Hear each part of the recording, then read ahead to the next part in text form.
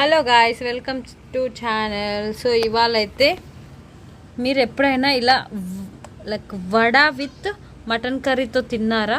So ఒకసారి try చేయండి.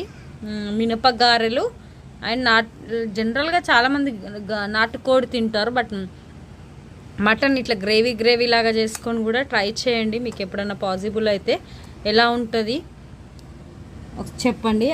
ఇదైతే చాలా టేస్టీగా ఉందండి. నేను తింటున్నా కదా, లైక్ మినప వడలతో వేడిగా మంచిగా ఇట్లా గ్రేవీ ఎక్కువ వేసుకొని ఇట్లా తినేస్తే చాలా టేస్టీగా ఉంటుంది. టొమాటోస్ అలా ఉల్లిపాయలు మంచిగా అల్లం వెల్లుల్లి పేస్ట్ అన్నీ వేసి చేసుకున్నాం కదా, చాలా టేస్టీగా ఉంది. సో మీకు ఎప్పుడైనా పాసిబుల్ అయినప్పుడు ఈ కాంబినేషన్ కూడా ట్రై చేయండి.